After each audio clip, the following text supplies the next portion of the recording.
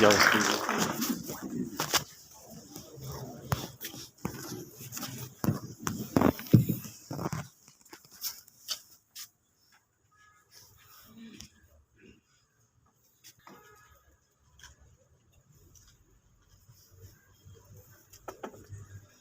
مجلس، معزز اساتذہ کرام اور میرے عزیز مکتب ساتھیو، السلام علیکم۔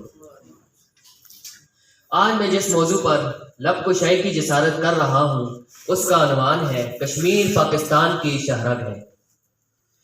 پانی تیرے چشموں کا تڑپتا ہوا سیماب، پانی تیرے چشموں کا تڑپتا ہوا سیماب، مرغان سحر تیری فضاؤں میں ہے بیتاب، اے وادی لولاب، اے وادی لولاب۔ بیدار ہو دل جس کی فضان سحری سے، بیدار ہو دل جس کی فضان سحری سے، اس قوم میں مدت سے وہ درویش ہے نایاب، اے وادی لولاب، اے وادی لولاب۔ یاران جہاں جسے کشمیر کہتے ہیں وہ وادی جنت کی وادی ہے، جس کے بہتے ہوئے دریا پاک و ہند کے طول و عرض میں زندگی کی لہر بن کر دوڑتے ہیں، اور یہ خوشے گندم کو سیراب کرتے ہیں۔ ہر بوٹے، ہر پتے اور ہر ڈالی میں نمود جس کے لہو کی ہے وہ وادی جنت کی وادی ہے، جس کے برپوش پہاڑوں سے چلنے والی ہوا آگ برساتے ہوئے شہروں میں باد صبا بن کر کلیجوں کو ٹھنڈا ٹھار کر دیتی ہے، اور جب تپتے ہوئے صحراؤں میں پہنچتی ہے تو باد نسیم بن کر زندگی کو دوبارہ زندہ کر دیتی ہے۔ جناب والا، میری سرسبز و شاداب کھیتوں میں لہراتی ہوئی گندم کا ہر خوشہ اسی جنت نظیر وادی کے پانی کی مرہون منت ہے، جو میرے رگوں میں لہو بن کر دوڑتا ہے۔ رگوں میں دوڑتے ہوئے لہو کی قسم، خون کی اس گردش کو قائم رکھنے والی شہرگ کشمیر ہی ہے۔ جناب والا، کشمیر ہماری شہرگ ہے، یہ جملہ سب سے پہلے بانی پاکستان قائد اعظم محمد علی جناح نے بولا تھا۔ جب کسی نے ان سے کشمیر کے بارے میں سوال کیا تو انہوں نے کہا کشمیر ہماری شہرگ ہے۔ مگر جناب والا، ہماری شہرگ ایک ظالم دشمن کے قبضے میں ہے۔ انسانیت کے دشمنوں نے جب اس دھرتی پر لکیر کھینچی تو انہوں نے کشمیر، جس کو عملی، نظریاتی اور مذہبی طور پر پاکستان کا حصہ ہونا چاہیے تھا، اس جنت نظیر وادی کو انہوں نے ایک سفاک قاتل کے ہاتھوں میں دے دیا جو آج تک وہاں پر قابض ہے۔ جناب والا، آج کشمیر کے بہتے ہوئے دریاؤں کا شفاف پانی خون سے سرخ ہو چکا ہے۔ دودھ کی مانند بہتے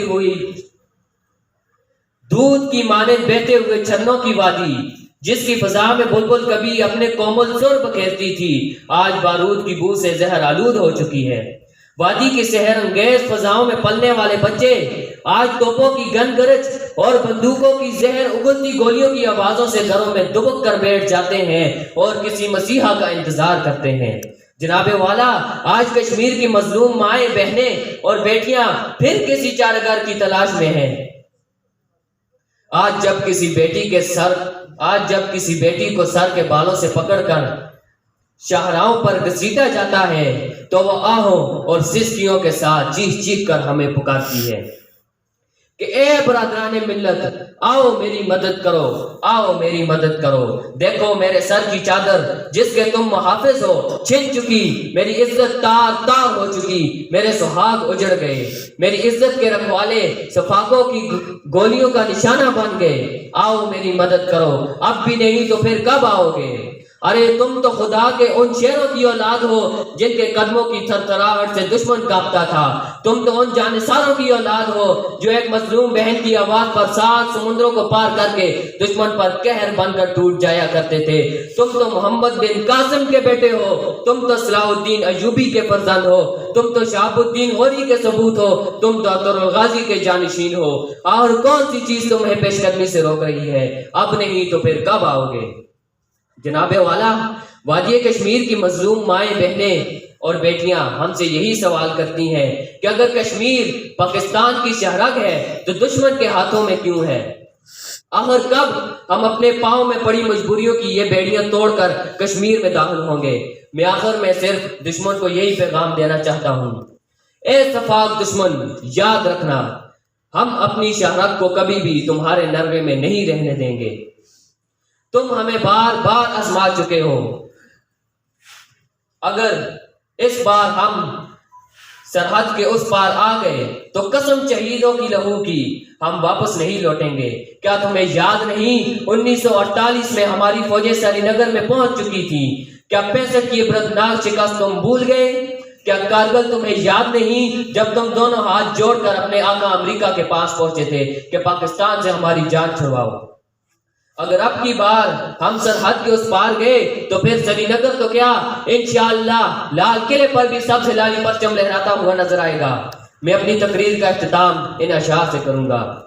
ہم دیکھیں گے، لازم ہے کہ ہم بھی دیکھیں گے، ہم دیکھیں گے، لازم ہے کہ ہم بھی دیکھیں گے وہ دن کہ جس کا وعدہ ہے جو لوح ازل میں لکھا ہے۔